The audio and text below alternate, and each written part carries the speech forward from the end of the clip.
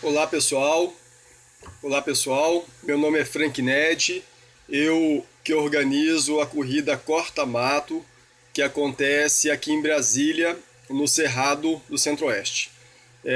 Eu vou trazer para vocês algumas informações sobre a prova, que já foram faladas no Periscope em duas transmissões que nós realizamos, né?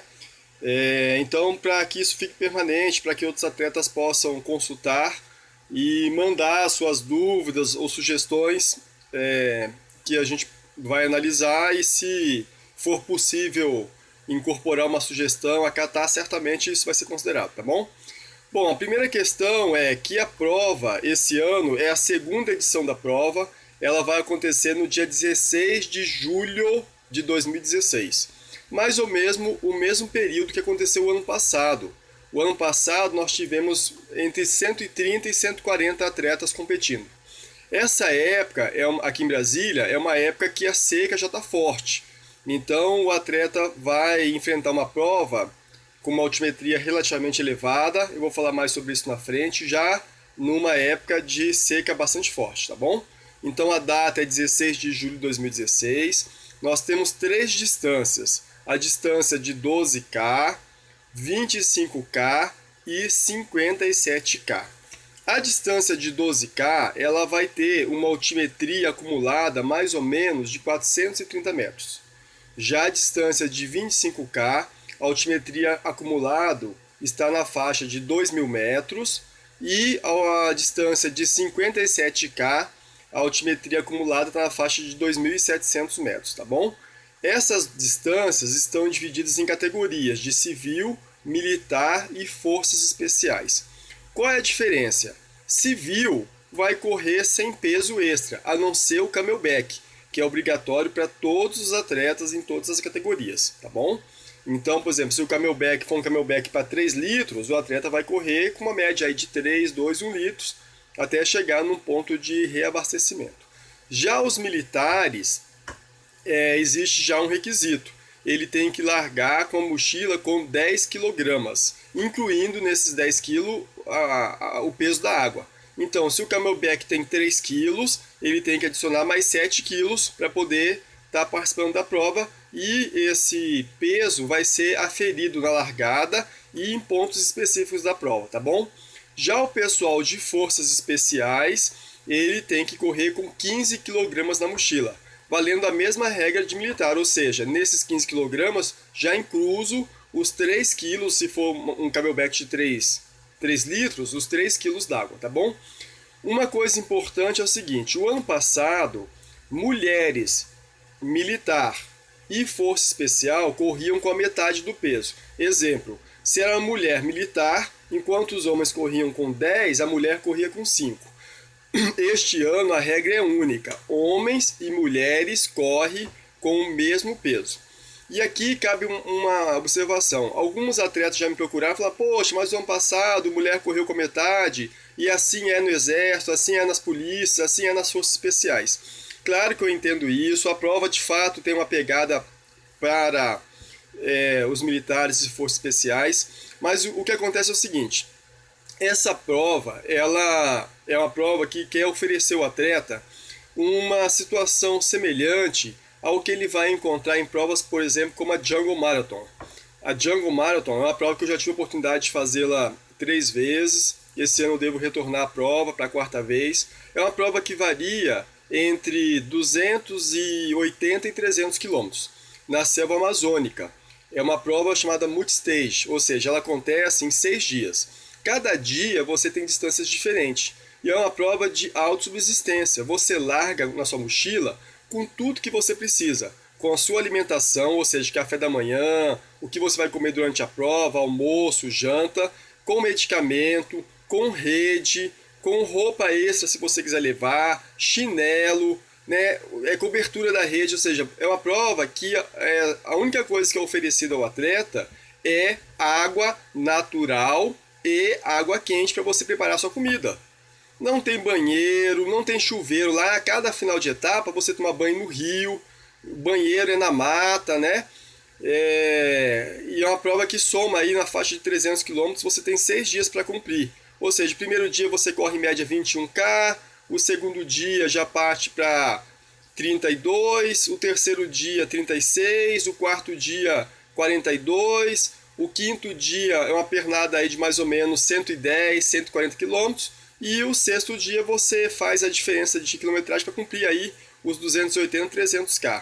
À medida que você vai avançando na prova, sua mochila vai ficando mais leve, você vai talvez melhorando a performance, mas também está mais cansado. Então, em termos, uma das motivações para corta-mato aqui no Centro-Oeste, no Cerrado, é proporcionar para o atleta que não participou de provas como essa a experiência para se testar nessa condição e principalmente testar seu equipamento. Testar tênis, testar mochila, onde que a mochila incomoda, onde que aperta, onde que o tênis pode incomodar. Você ter que estar dentro de uma prova de autossubsistência. E numa prova dessa natureza, eu já tive a oportunidade de fazê-la 3 vezes, mulheres e homens largam com o mesmo peso, não tem diferença, tá? Então esse é o principal motivador em relação ao peso. A largada. Inicialmente, a largada para todas as categorias seria às 4h30 da manhã. Por que isso? Porque o ano passado, após a prova, eu fiz uma enquete, mandei um formulário para os atletas participantes, tive muitas respostas e vários solicitaram sugeriram que a prova largasse mais de madrugada, mais cedo, para que tivesse oportunidade de correr à noite, no cerrado, né? E eu achei interessante, até porque eu já tive a oportunidade de correr nessa região algumas vezes à noite, quando eu estava abrindo trilha, e quando eu estou já esse ano abrindo trilha, e você acaba encontrando alguns bichinhos lá do cerrado, tatu, uns lobitos, coisa e tal. Mas, e daí então eu falei, beleza, então vamos fazer uma largada mais cedo para todo mundo. E também pensando na questão do atleta ficar menos exposto ao sol, já que esse ano, já que nessa época a umidade já está muito baixa.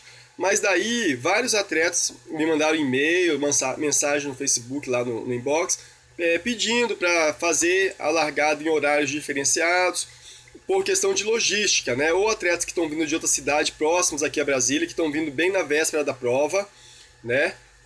Ou atletas de outra cidade. Então a gente está fazendo uma pequena alteração na largada.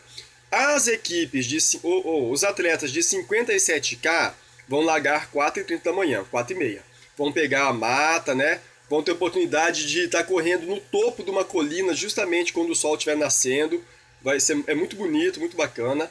Já os atletas de 25K vão largar às 5h30. Vão ali pegar um pouquinho de escuridão e já o sol nascendo. E os atletas de 12K vão largar às 6h30 já com sol, com luminosidade da luz solar, do dia, tá bom? Questão de hidratação. Todos os atletas, todos, de 12, 25 e 57, nas categorias civis, militares e forças especiais, precisam estar equipados com camelback, ok? O atleta que quiser largar sem camelback não vai ser impedido de largar, mas ele vai receber um X vermelho no numeral dele e ele vai correr, mas ele não vai estar competindo por classificação com os demais atletas. Vai estar só concluindo a prova como um treino, não vai estar fazendo parte da competição, tá bom? A hidratação ela vai ser provida mais ou menos a cada 6 a 8 quilômetros, dependendo da modalidade que você tiver inscrito. Essa hidratação ela vai ser de duas naturezas. Ou o atleta vai encontrar os garrafões de água para repor no camelback, ou seja, não tem copo descartável, não tem nenhum tipo de copinho, tá? Ou ele vai passar por algum curso d'água e vai reabastecer o seu camelback com água do curso d'água. Esses cursos d'água, eu já, por alguns, acho que 2 anos, eu venho correndo nessa região. Com frequência, eu reabasteço nas corridas nos meus treinos mais longos, eu reabasteço meu camelback com água desses cursos d'água. Nunca tive nenhum problema e não uso aquele componente, a pílula para purificação de água. Apesar de que na inscrição todos os atletas receberão a pílula de purificação de água, eu recomendo que utilizem. Depois que você coloca a pílula dentro do seu camelback, em 15 a 20 minutos você já pode consumir a água, tá bom? Então a hidratação ela vai ser fornecida a cada 6 a 8 quilômetros. Para o pessoal de 12K, não vai passar por nenhum curso d'água, vai ser então hidratação de garrafão. As equipes ou os atletas de 25 e 57K vão passar por alguns cursos d'água.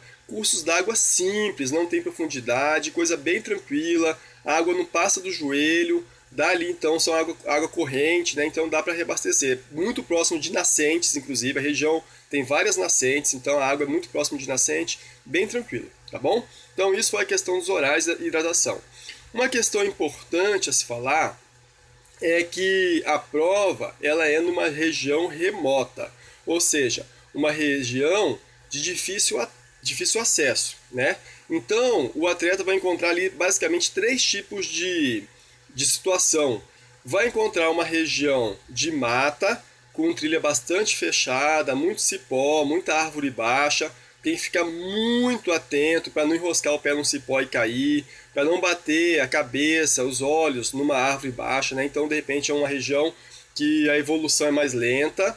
Nessa região também o atleta corre um pouquinho dentro de um pequeno riacho, riacho raso também, tá bom? Vai encontrar, então assim, existe uma trilha nessa região relativamente bem aberta, que vai estar demarcada com fitas e também com cal. Vai encontrar região de estradão, né? E tanto plano quanto subida, né? E daí é tranquilo de correr. E vai encontrar região de mata de cerrado bem fechada. É mata ou parte de cerrado que eu vou abrindo no facão. Eu já tive lá esse ano, as trilhas que eu abri ano passado já estão absolutamente encobertas, o mato cresceu, eu já comecei a abrir as trilhas de novo, né? E são picadas muito simples, onde basicamente o atleta encontra ali uma referência de para onde ir com as marcações e o mato é fechado e passa perto de alguns precipícios e que por segurança não permite uma evolução muito rápida, tem que estar muito atento. Então, é importante quando o atleta for fazer a inscrição dele, que ele tenha ciência disso e esteja não só fisicamente, mas mentalmente preparado para enfrentar essa situação. Porque como existe regiões de acesso remoto, qualquer tipo de resgate é mais difícil. Esse ano vai ter ambulância lá, né? A gente contou, ano passado não teve, esse ano vai ter ambulância. E eu também estou pensando em colocar uma equipe de resgate, especializada em resgate, mas isso vai depender do número de inscrições. Como os senhores sabem, a prova é promovida sem patrocínio. Todo o valor que é arrecadado na inscrição, ele é aplicado para proporcionar os benefícios ou as facilidades da prova, né? Então, a camiseta com logomarca, o troféu, que é um troféu diferenciado, olha só, é um troféu artesanal. Esse aqui é o troféu maiorzinho de primeiro lugar. Daí o segundo lugar é parecido com esse, mas é menor. E o terceiro lugar é um pouquinho menor ainda. Então todos os atletas, primeiro, segundo e terceiro lugar das categorias masculino e feminino vão receber o troféu, que é um troféu artesanal. E todos os atletas que concluírem a prova recebem também a medalha, que também é uma medalha artesanal. Essa aqui foi de 2015, ó, né? Então é um troféu, uma medalha diferenciado. Então assim, o valor arrecadado então vai pagar as medalhas, paga o troféu, paga a camiseta, paga o seguro de vida que todos os atletas têm, paga a questão da água, paga o que mais? Ambulância, né? Então tem uma série de custos envolvidos, né? Então, e por que eu estou dizendo essa questão do acesso remoto? Porque o ano passado não teve nenhum incidente grave, né? Mas, por exemplo, se o atleta sofrer uma torção de pé, alguma coisa numa região de acesso remoto, é importante que ele tenha preparo e estabilidade emocional para saber que o resgate não vai ser tão imediato. O resgate vai sim se deslocar até ele, mas não é uma coisa de chegou na hora, porque o acesso é remoto, tá bom? E daí já leva uma segunda questão. Todos os atletas na sua mochila de corrida é obrigatório a utilização de apito. No dia da entrega dos kits eu vou falar sobre o protocolo de apito, tá bom? Bom, o que tem o kit? O kit tem a camiseta, o numeral, uma barra de proteína, gel. E o chip, esse ano a prova também vai contar com a monitoração eletrônica via chip, que facilita o controle de chegada e tudo mais. A questão do chip, nós estamos estudando duas tecnologias. Ou a tecnologia tradicional, que todo mundo já conhece, que é aquele chipzinho que vai no tênis, que você passa em determinados pontos, ele registra a sua passagem. A dificuldade que a gente está encontrando nesse questão de adotar esse chip é que algumas regiões são as regiões de acesso remoto e o pessoal que faz monitoração teria que deslocar para essa região algumas baterias para poder estar ali coletando, e por ser região remota, existe causa uma dificuldade para eles. Uma outra opção é um tracking de GPS, que o pessoal tem utilizado nas corridas de orientações. Tem um colega, o Márcio, que nos deu essa dica, que está nos ajudando nesse processo. Só que a gente está testando, ou vai testar a autonomia desses tracking de GPS e também a quantidade disponível aqui em Brasília desses tracking. Por quê? Uma coisa que eu não falei antes, mas cada uma dessas distâncias existe um limite de inscrição. Por exemplo, 12K, no máximo 100 atletas, não mais que isso. 25K, somente 70 atletas, incluindo aí os civis, militares e forças especiais. E 57K, somente 40 atletas. O ano passado nós tivemos acho que 11 atletas nessa categoria. Então, esse limite é o limite de inscritos que a gente vai receber na prova, né? A gente está preparado, está se preparando, montou todo um orçamento, uma logística para atender essa quantidade de atletas. Ou seja, é uma prova com 210 atletas se preencher todas as vagas. Ou seja, é uma prova pequena. Não é uma prova, né, grande. É uma prova de trilha, e daí a importância de alguns cuidados que eu vou falar agora. Então, como se trata de uma prova de trilha em ambiente remoto, com algumas áreas classificadas como hostil, é importante vários cuidados para o atleta que corre em trilha, que já tem essa experiência. Uma questão é olho na trilha e olho no mato, né? Então vocês têm que estar atento à sua trilha, fazendo a leitura do ambiente, né? Para você não se perder, apesar de ter a sinalização. Ano passado, em geral, a gente não teve nenhum atleta perdido, né? Mas tem que estar muito atento à trilha. Esse ano já melhorar ou tentar melhorar a marcação. Mas tem que ter cuidado, por exemplo, com caixa de marimbondo. Eu dou um exemplo, ano passado, e agora esse ano mesmo, eu abro uma trilha, eu abri a trilha hoje, por exemplo, né? Terminei a tardezinha. 2 dias depois eu volto lá para poder continuar abrindo a trilha, já surgiu uma caixa de marimbondo no meio da trilha. Então esse é um ambiente de mata, né, de cerrado. Então são elementos que não dá que eu não tenho controle sobre isso. Então o atleta ele tem que estar correndo, atento a essas questões. Será que não tem uma caixa de marimbondo, uma caixa de vespa, né? Eu me lembro que em 2013, 14 na Jungle, no primeiro quilômetro o pessoal lá chutou uma caixa de vespa no chão.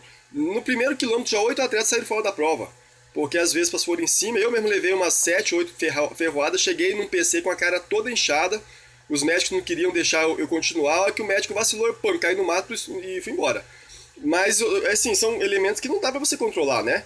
Então, caixa de vespa, largata de fogo, né? Que são aquelas largatinhas que quando você toca queima, né? Insetos diversos, como aranha, escorpião, carrapato, a região tem muito carrapato, né? Cobra.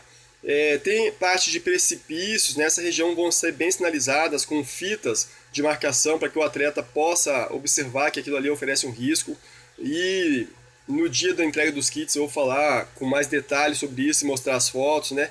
Muito cuidado com torção do pé, do tornozelo, ou seja, tem que usar o tênis apropriado para a trilha, tênis com garra, com trava. Se for entrar nessa prova em qualquer distância, 12, 25, 57, com o tênis de corrida de asfalto, não vai ter sucesso, porque existem algumas subidas com grau de inclinação de 50 graus, 47 graus, extremamente elevado. Se você não está com um tênis que te dá aderência, que te dá tração, que te dá garra, você derrapa e não consegue avançar, tá bom?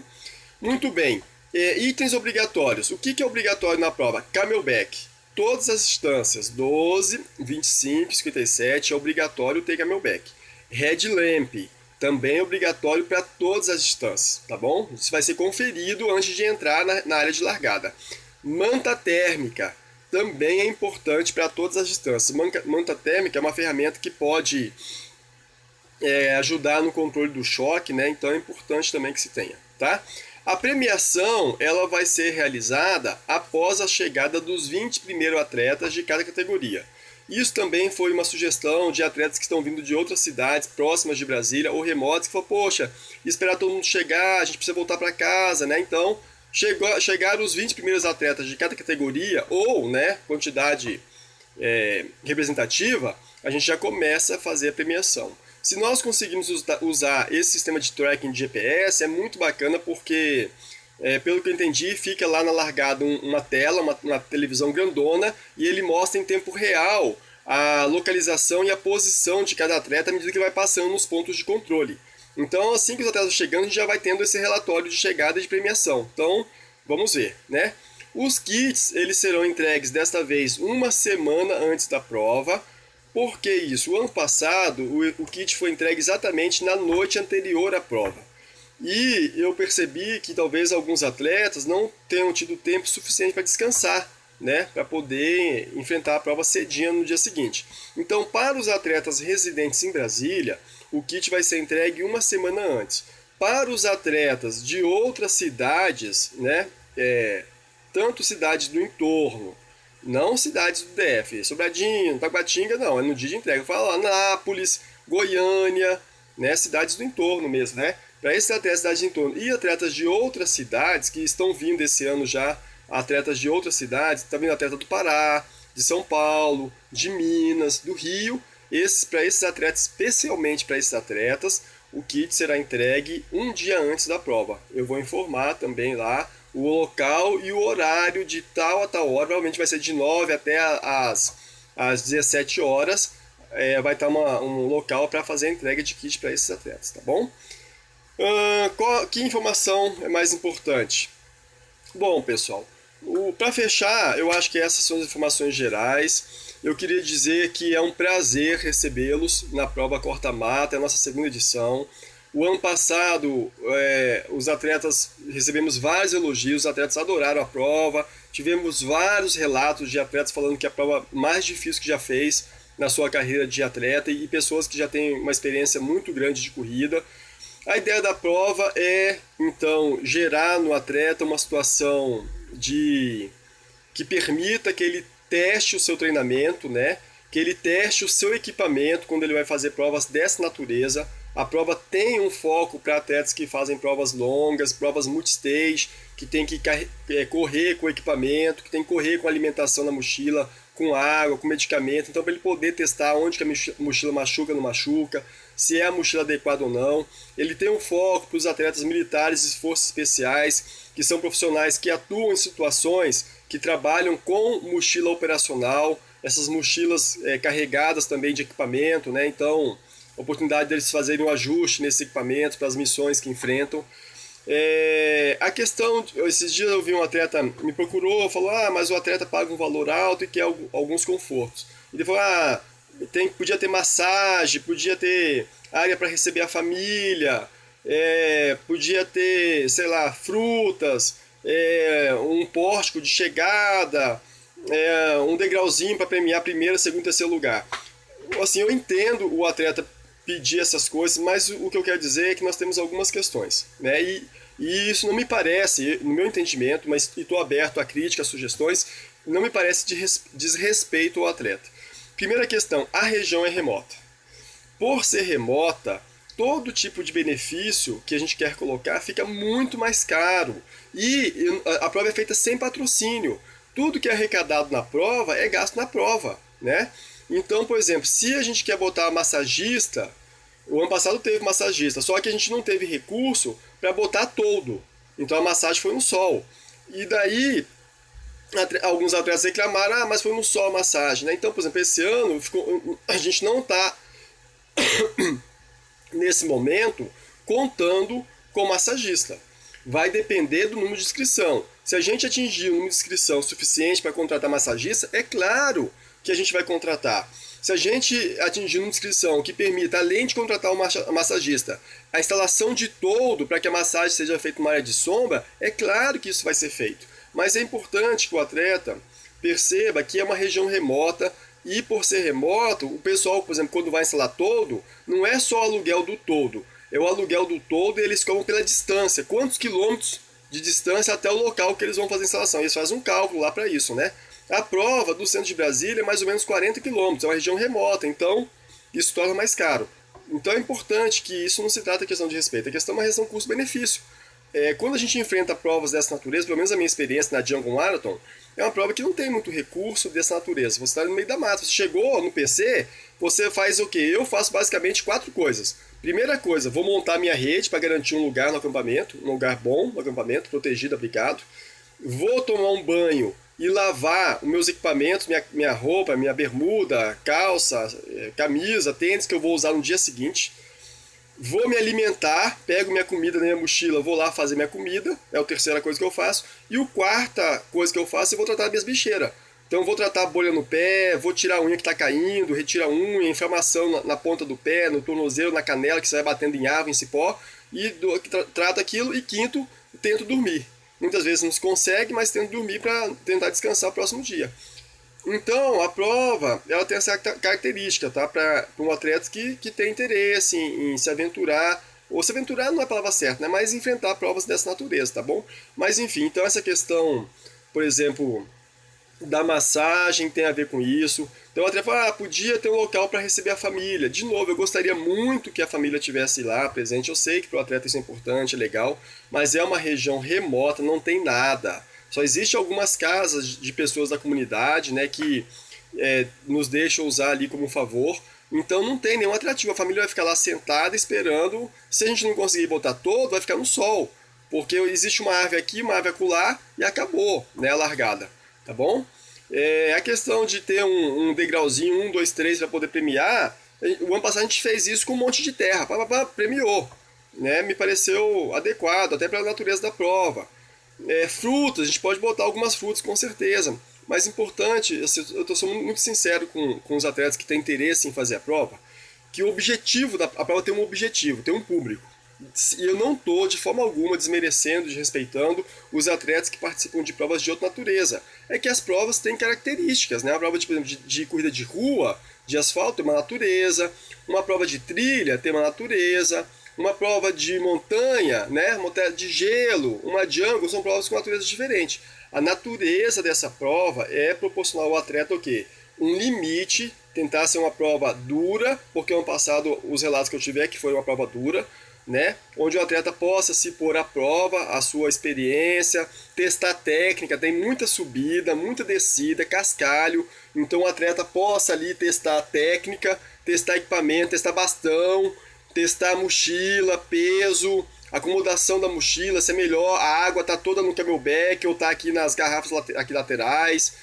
Enfim, proporcionar ao atleta um ambiente de prova, onde ele possa estar testando isso, um ambiente desafiador, um ambiente bonito, é uma região muito bonita, a gente passa por vales lindos, a gente sobe umas montanhas, corre no topo da montanha e você tem uma visão ampla de toda a região, o vale, muito, muito bonito, né? Então proporcionar essa questão cênica da imagem, proporcionar ao atleta correr no ambiente de mata, fechada mesmo, cerrado, estradão, enfim, é isso, pessoal. Então, a prova é 16 de julho. Uma coisa importante, nós temos duas fases de inscrição. A primeira fase de inscrição, com os preços que estão lá, elas irão até o dia 31/5, ou seja, 31 de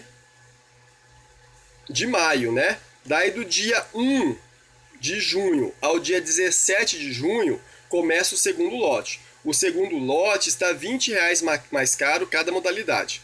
E a inscrição encerra dia 17/6, exatamente quase um mês antes da prova. Por que isso? Porque eu tenho que mandar para os fornecedores de camisa, a quantidade de camisas que vão ser confeccionadas, eles precisam de 20, 25 dias para isso. Eu tenho que fazer daí a confirmação da quantidade de medalhas que vão ser confeccionadas, né? E os fornecedores precisam desse prazo. Então, o prazo limite para inscrição na prova é dia 17 de junho, sendo que até o dia 31/5 é o lote 1.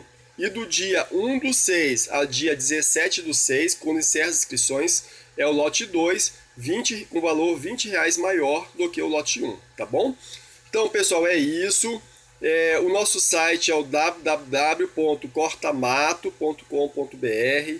Lá você tem informações da prova, lá você tem link para o Facebook, esse vídeo, outros vídeos que eu vou produzir agora até a época da prova.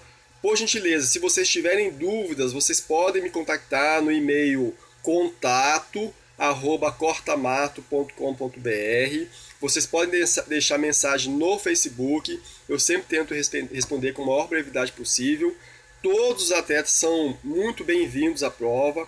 Eu estou buscando tomar vários cuidados para a segurança, vários cuidados para agregar, dentro do possível, o conforto ao atleta. O conforto que eu digo assim, essas questões de água, alimentação, Gatorade, por exemplo, né?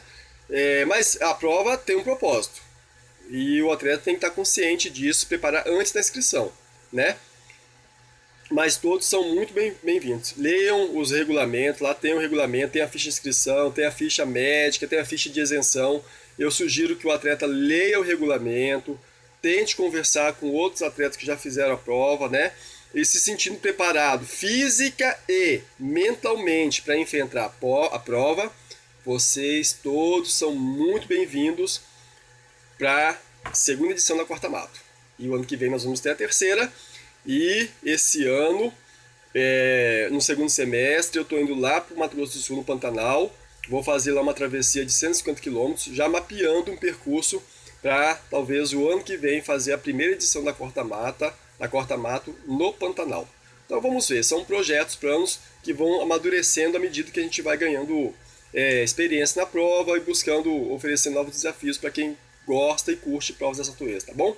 Muito obrigado e fico à disposição de todos vocês. Um abração, pessoal, e até dia 17 de julho na segunda edição da Quarta Mato Survival Run. Abraço!